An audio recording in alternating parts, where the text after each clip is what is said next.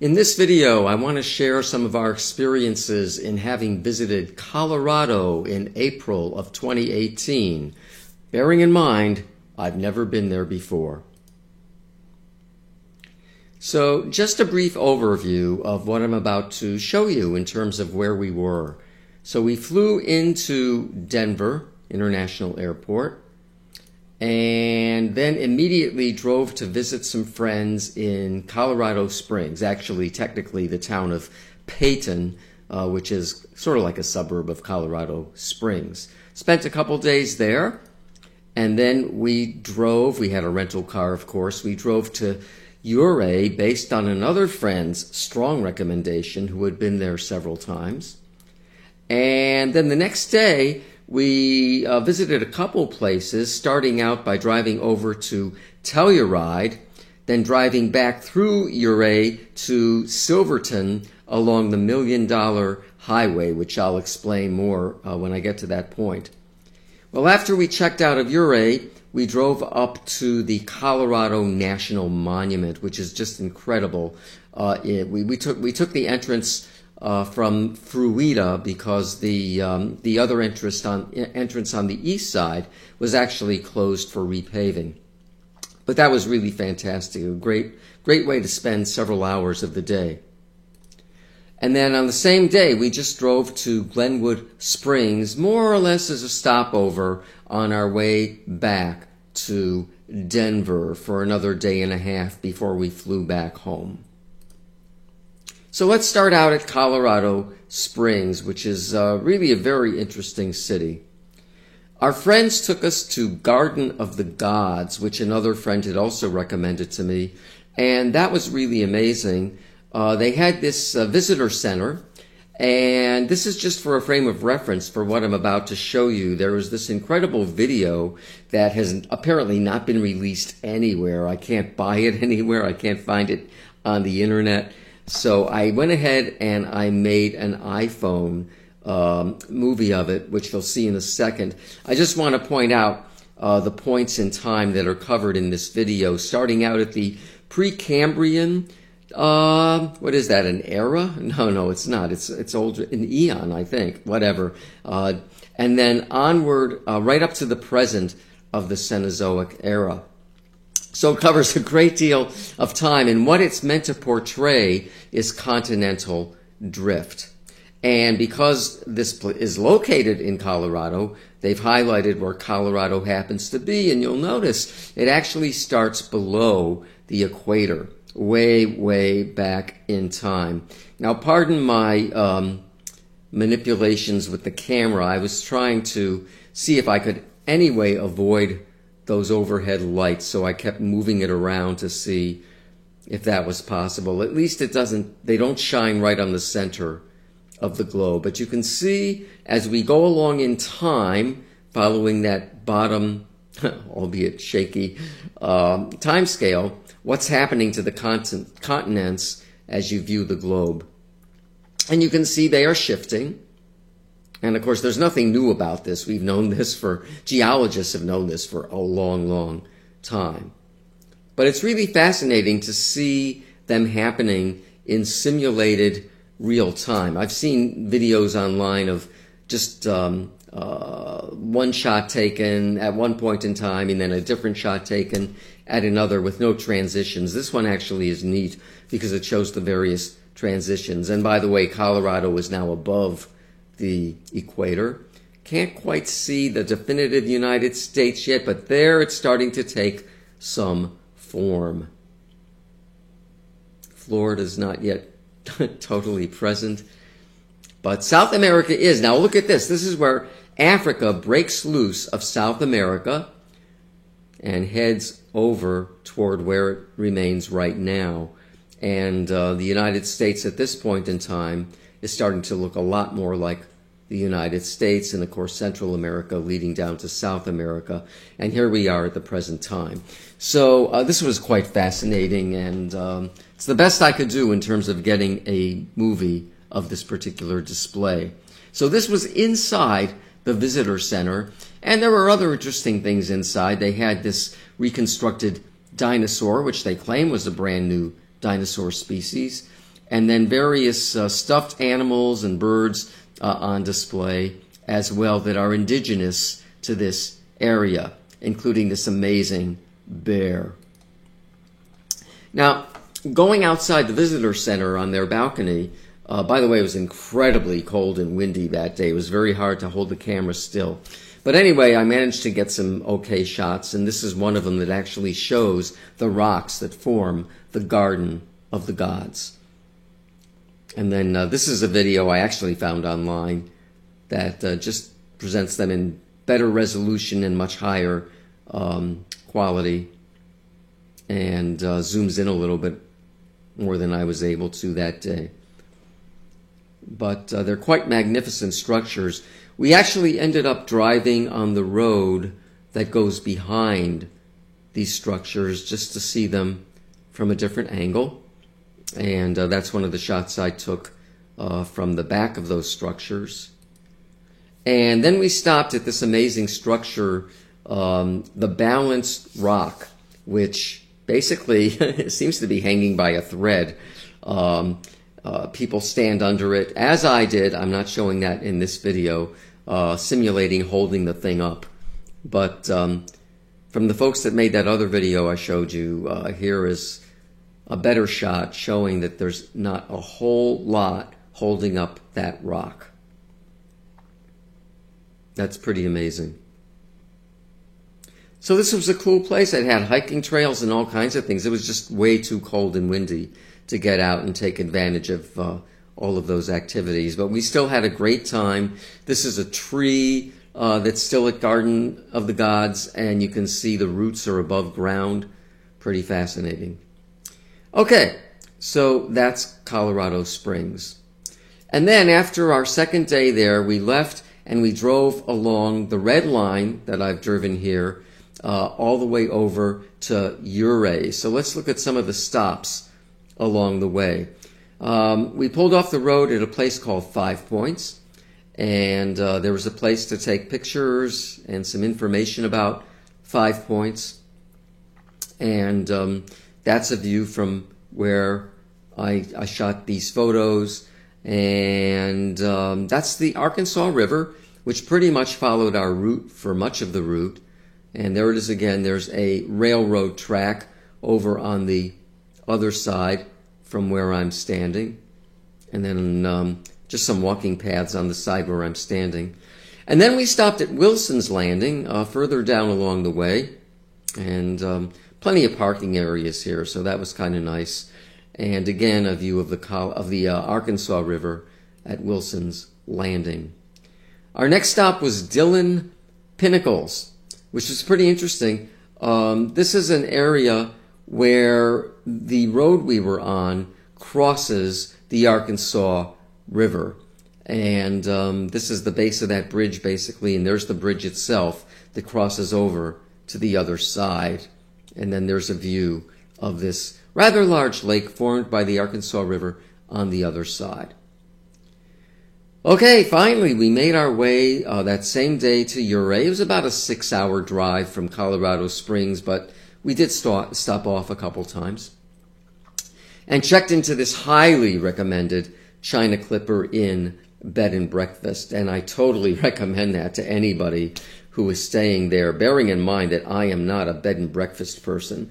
But this place was just incredible, and the owner was unbelievably helpful. And that's what we saw as soon as we drove up. In fact, we were greeted by these mule deer. There's one right there, and then there's a couple right here. I think we can only see one in this shot. But here they are again. Now we're walking home from dinner that same day, and they had moved over just a little bit on the other side of the house next to our bed and breakfast. And you can see these are, by the way, totally wild animals. They're not tame by any means, but they're also quite hungry. So they're just kind of putting up with me. They're not running away, and there is that fence. But they don't seem overly nervous. We were told later on that they have been known to charge people. I mean, I wish someone had told me that earlier. But it really wasn't an issue because they were on the other side of these barriers. There's a concrete barrier between this one, which I actually could have reached out and petted. Obviously, I decided not to do that. But it's feeding right there. Mule deer.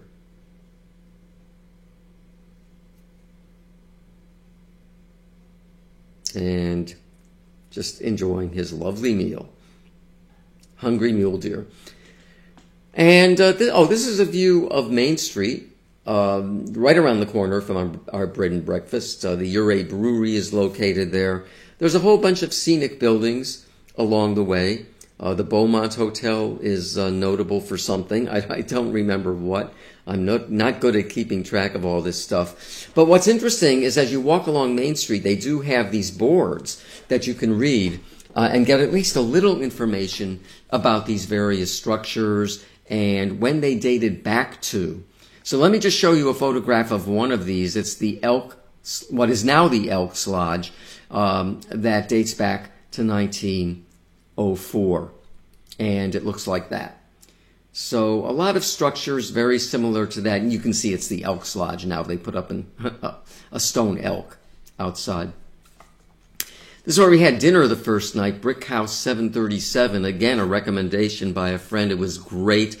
In fact, it's owned by the same people that own the China Clipper Bed and Breakfast. I had a really nice meal there. Okay, so the next day we actually did our drive to Telluride. And, of course, we had to go around some mountains to get there. There's no straight drive-through from Ouray.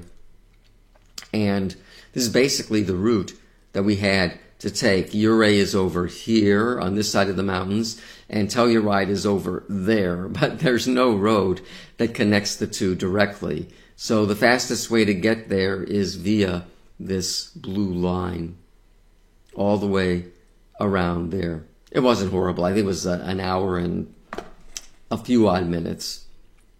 But incredibly scenic, so the time went by pretty quickly. This is on that road as we're approaching the mountains, on the other side of which is Telluride.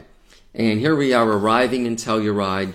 This is their Main Street. It's not called Main Street. I forgot the name of the street. It might be Colorado Avenue or something like that.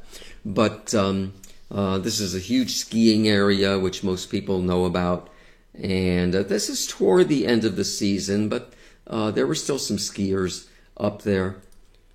And what we did do, again on a friend's recommendation, is do this free walking tour of historic sites downtown. So this is a map that you can either download online or they'll just give you a map at the visitor center on that Main Street. Oh, it is Colorado Avenue. There, I see it right there. And the visitor center is like right around right there. And so there's various stops along the way and a brochure that you can follow along with as you visit each place. For example, this is the San Miguel County Courthouse dating back to 1887. I believe it's still a functioning courthouse. And then this was I've never seen anything quite like this. The Galloping Goose, which is a hybrid truck and train. They were prominent, I guess, in 1930, and then they were taken offline sometime after that. But that's what it looked like, a rather unusual structure. And they carried both passengers as well as supplies. And then just one last example of these structures, historical structures in Telluride. This is called Popcorn Alley. These three houses, which actually apparently back in the day were houses of ill repute, just to keep this video clean, okay? And they've been sort of reconstructed. I think they've just been redone, not totally rebuilt. So there they stand today, where they are no longer houses of ill repute. There's some businesses in there, some shops of some sort. And if you're really interested in the history of that, you can just pause this video and read about it right here. One more final structure. Okay, right around the corner from that is the old jail dating back to 1885, which was kind of an interesting structure. Very small, You can see it's made of stone. And right now, apparently, it's the public library. Go figure. Okay, now, so this is just another way of showing you the mountains in the area where we were. There's Telluride right there. And then we had to go around and get back to Ridgeway and then back to Ouray. So here, I already recorded that. There's Telluride. And just following this road, I think it was Route 550, if I'm not mistaken, something like that. And on the other side of those mountains, I'm probably not following the road perfectly. It's hard to see it. Through Ridgeway, back down to Ouray. That was definitely 550. Stopped briefly at Ouray, and then we continued on this amazing route through the $1 Million Highway onward to Silverton. This is a shot from the $1 Million Highway. It does not do it justice. It's a 2-lane highway. That is 1 lane on either side, one going up, one coming down. And it's pretty amazing. It's very narrow. This is a place to drive off to the side, or go on the side, not go over the mountain. But it has a rail that protects you from driving directly over. Most of the road does not, which makes it particularly interesting. And if any of your passengers, like my wife sitting in the passenger side, is suffering from acrophobia, this is a dangerous thing to do. I think it might be called the $1 Million Highway, because if you make it through to the other side, they will pay you $1 million. Actually, I wish. That's not true. Okay, so again, this is a shot I made. I'm looking down right off the side of a cliff. It just doesn't show you how deep it really is if you're actually standing there. So I grabbed some shots off the internet that I think do a slightly better job. Number one, there were a lot of these hairpin turns. You couldn't go more than 10 miles an hour around some of these turns. And there were apparently some locals who thought they could, but there was no way I was going to attempt to do anything like that in our rental vehicle. This shows you more about what the highway actually looks like. There is no protective rail. You stay right in your lane or you're off the mountain into a very deep gorge. And the other thing you have to look for, there's a little bit of a remnant right there. There's constantly small rocks, rocks of varying sizes, falling off of these cliffs. And they clutter the highway. Notice that there's not a whole lot of room to swerve around the ones that are in the road. And because of the hairpin turns, you can't always see if another car is coming in the other direction, rendering this a rather treacherous drive in some places. I mean, treacherous in most places because there's no side rail, but especially in places like what I'm showing you here, where we're on a turn and there's rocks that are on the road. I'm told that they routinely clear them off. Somebody comes through, but I don't know how often they do that. And in fact, I think just the act of doing that would be dangerous for not only who's doing it, but for unexpected drivers that happen upon these folks as they drive around the curve. But again, a good portrayal of the sheer drop-off with no protective rail at all. Another good view of that. Very, very deep down there. And again, another one right here. I would never have stopped off to park there. That is not a regular pull-off spot. And one more. I mean, this road was just so fascinating. I loved it. I don't have acrophobia, so it was fine for me. I'd love to do it again. Anyway, we made it down to Silverton, an old mining town. Didn't spend a lot of time there because we had done so much already that day. So we just looked around very quickly, went into the visitor center, had a good time chatting with the woman who sits at the desk there. There's just a look down their main street. There's not a whole lot there. I think Ouray was more interesting than Silverton would have been. Again, a better view of what happens if you look down Main Street from the visitor center. Okay, so we went back on the $1 Million Highway. Now I had the drop off, but I didn't care. We made it back to Ouray, and just as you're heading into Ouray is the Box Canyon Falls, which the woman who runs our bed and breakfast highly recommended we go to if we had time. She did say it was probably still frozen in many places, but was still probably worth checking out. So a huge parking area off to the side of the road, then we walk across the street and we go to the actual path. No, there are several paths. This one goes to the lower bridge, which is where we went, and this one higher up goes to the upper bridge. So we only checked out the lower bridge, but you can see the falls go way up there, and then they come down here. And I just noticed for the first time that I finally found South Park, Colorado. Oh my gosh, I was looking for it the whole time, and it was right outside Ouray. Darn. Anyway, that's a view from where we were, the lower bridge, looking downward. The parking area where we parked was right over in there. All right. So the next morning, we checked out of our bed and breakfast at Ouray and made our way up to Fruita as we start to slowly head back to Denver. So Fruita is west of Grand Junction. Grand Junction's pretty large. But the thing about Fruita, it's the west side entrance to the Colorado National Monument, which we wanted to check out, definitely, from what I'd heard about it. There's an east entrance that's somewhere down here. They don't show you the road that goes to it, but it was closed for paving. So we had to drive around to the Fruita west side entrance. No big deal. So the Colorado National Monument, which I'm going to show you now. This is just a map that shows you where you go. Here's the Fruita entrance. There's a fee to pay, though we do have a United States National Park card that I still got while they were $10, which was a bargain. I think they went up to $60 after that. But it gives you free entrance to any national park, and this is a national park.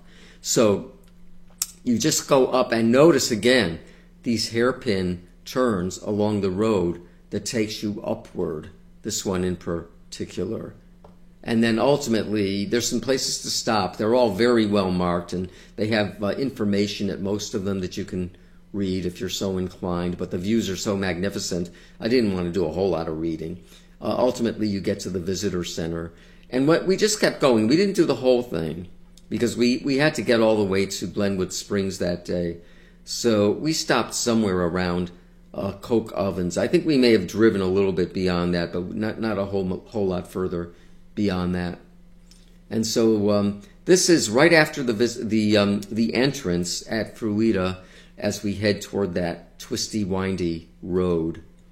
And there are signs for bighorn sheep everywhere, not only at the National Monument, but it just, interstates anywhere in Colorado. But the first one we actually saw right up on the road was in fact right over here, a ram. And there he is in all of his magnificent ram glory. And pardon my fingers on this. I didn't get out of the car because these guys could charge. You never know what they're going to do. In fact, I was worried he might even charge our rental car, which he didn't. But at one point, I just kind of lost the orientation of my iPhone, and my fingers obscured the lens just a little bit. So here's a very short video of the ram heading toward us, and here's where I got a little bit concerned. But he just went around the back of the vehicle, stayed in the road, so I'm sure he was okay. He was quite visible from where we were. And this shows one of those twisty, windy curves. They're saying 25 miles an hour on this one. Again, I've seen them as low as 10 miles an hour. One of the stop-offs along the way was a place you could walk for just a short way. There were some, not real paths, but rocks, and it was quite safe and interesting. Like this unusual tree, for example. There were also a couple tunnels that you pass through that go under the rocks. And then let's see, where did we stop off next? We stopped off at the visitor center. And so this is the entrance to the visitor center. They have some displays there. There's also some things you can buy. And then after that, we went to this next location, which was quite magnificent. Here's where it started to get really, really interesting in terms of rock formations. So this is the Independence Monument View, and very well marked, a few parking spaces there, and some places you can walk and look over the side and see things like that. You just don't see these out east. I've never seen anything like that in Connecticut, I can tell you that much. Pretty amazing structures. Where did we stop next? We stopped at the Coke Ovens. We may have stopped off at a couple other places. I'm not showing you everything. It'll get too boring maybe. But there's the Coke Ovens overlook, and down below you can see the Coke Ovens. And there they are close up, the Coke Ovens. That was it. If you're ever in Colorado, that is a must-see. I strongly recommend the Colorado National Monument, or even if you're in Utah or anywhere out there, it's near the Utah border. Okay, Glenwood Springs was more or less a stopover. I really hadn't planned on doing anything there. We stayed at the Glenwood Hot Springs Resort. Didn't seem to be a whole lot of choices. I could have looked a little bit more carefully because I did find more once we were there. But this was fine. It was a fine stopover, and that's what it looked like. And it was a hot springs resort because these are hot springs, what you see in those pools. They were open the day we got there, but they closed overnight for routine cleaning. There's a water slide there. So apparently this is a rather popular place to go to enjoy the hot springs, and there was a spa and all of that stuff for people who are into that stuff. Right on the, you can't see it in this view, but off on the right side of these buildings is the Colorado River. And this is a pedestrian bridge. This was really nice, actually. They did a great job with this bridge because there's a driving bridge right over here where they were doing some kind of road work. But anyway, the pedestrian bridge was great, and it takes you right over the Colorado River.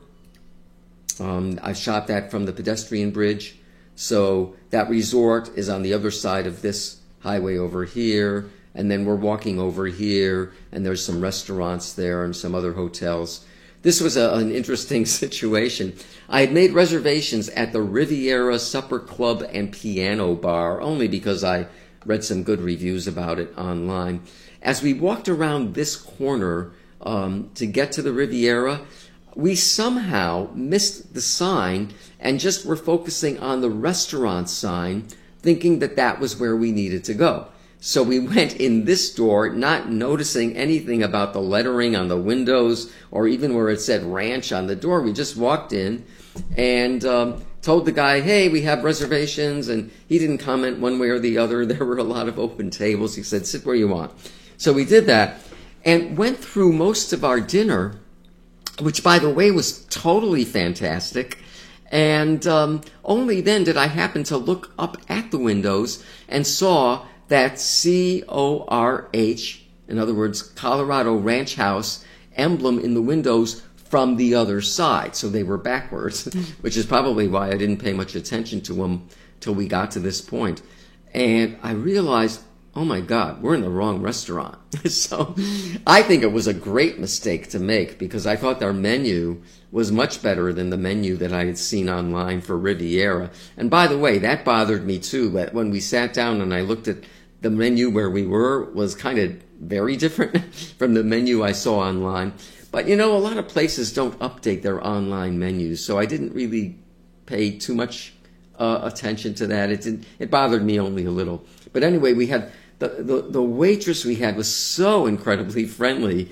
There was no way we were going to get up and leave, even if I had known about it sooner. I did walk into the Riviera when we left and apologize to the person at the reservation desk. She totally understood. She said it's not the first time something like that has happened. This, by the way, is a historic train depot. It's, I believe, still in operation. There again is the Colorado River, so we're now heading back to our resort. Okay, so we checked out of that the next morning and drove along Interstate 70 on our way to Denver, the last leg of our major trip back to Denver.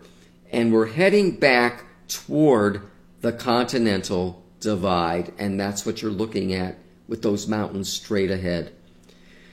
When you get there, the elevation is significant, 11,990 feet.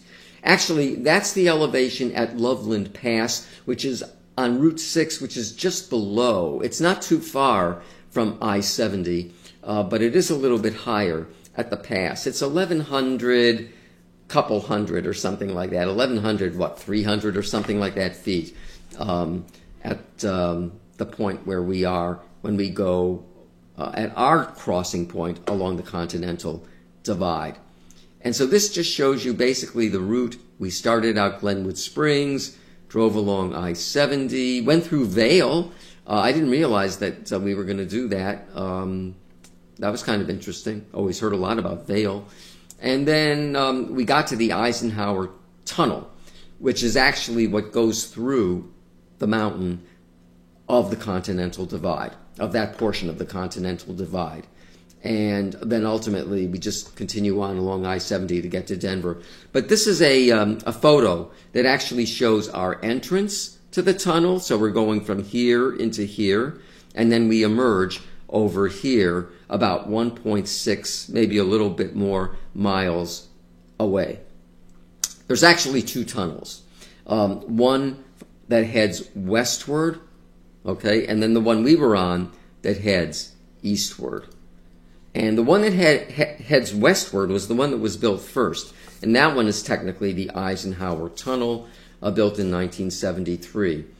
And then 6 years later, they opened up the Edwin C. Johnson Memorial Tunnel, which is the one we went through, heading from west to east toward Denver. So, there is the sea level. I made note of it in this one. So at this point, we're 11,158 feet, or 3.4 miles above sea level. That is nothing to sneeze at. Remember that Denver is about only 1 mile above sea level. So anyone who is not yet accustomed to altitude changes, like you're coming from where we were to a place like this, might start showing some altitude sickness symptoms. I was not, plus we had been there for about 6 days already. My wife was feeling a little bit, but she was feeling that right from the very start. Not significant, but just be aware if you're going to a place like this, take into account the altitude. There's even some prescription medication we're told that you could get from your physician if you think you might be susceptible to something like this. This is inside the tunnel. So it's a pretty long tunnel, like I said, 1.6 miles or thereabouts.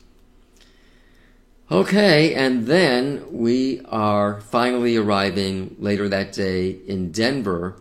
But we didn't go directly to our hotel because that was over on the east side of Denver, not all that far from the airport. So instead we drove right downtown, which was a fascinating trip in and of itself, where you're just in traffic like you wouldn't believe, unless you're from that area or from a major city. And it's been ages since I've been driving in that major a city. I used to many years ago. But we wanted to see the Denver Museum of Nature and Science, so we stopped off there. And it was kind of neat. The displays you see here were not the ones they had when we were there. They had a very interesting display on bioluminescent organisms, the ones that, light up in the deep sea. And there are some others that, like fireflies, for example, they are bioluminescent and they use that to communicate. They had a very good display of this, and it was very interactive. There were a lot of kids there, and they loved that. As you go from the parking lot, the parking garage rather, into the entrance, you're first greeted by this dinosaur, and then as you walk through the entrance over here, you're greeted by his friend in there. Well, after we finished with that, now we headed to the depths of downtown, and we were in just bumper to bumper traffic. It wasn't even rush hours like I don't know, 3 o'clock or something.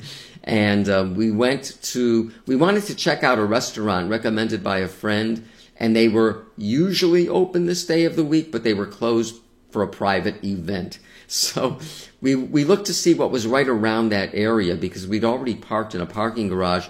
So we found this place, Union Station, which is a train station, and there's also a hotel there now. It's been totally redone, but still a functioning train station. And there were places to eat inside, and this is what it looks like on the inside. A very, very busy place, and there were places to eat, and it was pretty interesting walking around there. We ended up at this restaurant inside the Mercantile Dining and Provision restaurant. They had a great bar as well. Before the restaurant was open for dinner, we sat at the bar. I had a great New England IPA. That's my favorite IPA, being from New England, somewhat different than a regular IPA. But I was surprised to find one out there, and the draft version of this was amazing. I totally forgot the name of it, unfortunately. And the next morning, so we did check into our hotel, but our flight wasn't until 6 o'clock at night or something. So we went to the Denver Botanical Gardens in a slightly less hectic area of town. And things were really starting to bloom. We noticed things are blooming in Colorado before they're blooming back home. But Colorado's a lot further south and is a lot more temperate in terms of climate. Actually, not a lot more, but somewhat more. And saw I'd never seen a plant like this. I forgot the name of it, but I found the patterns on the leaves to be pretty unusual. The last plant I want to show you is something I'd never heard of or seen before. A friend of mine from Israel was well aware of this plant. I wasn't surprised because it does have meaning in traditional Jewish culture. And it's called the etrog, I guess is how you would pronounce it.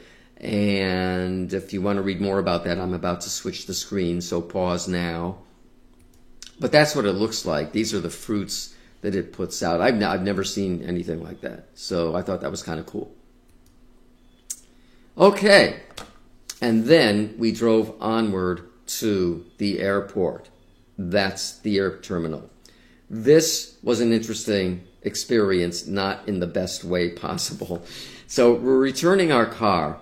The rental center is not at the airport. It's just a little ways away, maybe a couple miles away, and then they put you on a shuttle bus and drive you the rest of the way to the terminal. So we're on this major interstate, Pena Boulevard, that goes from Denver into the airport, as well as where you return your rental cars. And right here, somewhere in this spot, because I reconstructed this totally, we blew the front driver's side tire, and the whole car, I'm going 65 miles an hour, by the way, which is the speed limit. The whole car starts to do crazy things. I never lost control, fortunately. And also, fortunately, I was already in the right-hand lane because I knew I had to exit soon. So I was able to pull off the road right by call box 10. I was parked literally right there. And because we had an SUV, it was a Santa Fe, a Hyundai Santa Fe SUV. Relatively large car, I guess, certainly more relatively large than the car I have. But anyway, there was not enough room for me to open up the driver's side door. My wife was able to squeeze out of her side and just let me know which tire it was. And indeed, it was the one in front on my side. So we called National. We rented the car from National. And they said they would call their people to come out, and it would take up to 90 minutes. I said, fine, we have hours. I planned well in advance for airport trips. And so wasn't worried about missing the plane. But turns out they showed up in about 20 minutes, which was great. And basically, it was AAA. So they came out. The guy looked over the situation, being very careful when he was working on the driver's side tire, so close to traffic going 65 miles an hour. Many drivers were starting to slow down when they saw him, but it was still pretty scary. And he changed the tire, he put on the spare, which was way low, and we managed to hobble from this point back to the National Car Rental Center with all kinds of gauges going off warning me about low pressure. But that was the best we could do. And this was a very welcome sight, getting back to Nationals safely. And so we still had hours. We had about 3 hours to go before our flight. And just had some drinks and some snacks at Wolfgang Puck's in the terminal, and then flew back to Hartford, Connecticut on United Airlines. So it was really a very scenic trip. I've heard great things about Colorado in terms of the scenery. I just didn't realize it was going to be so much better than I had even envisioned. I highly recommend a visit to Colorado. Allow yourselves a good week, rent a car, drive around, look for recommendations. You'll be very happy.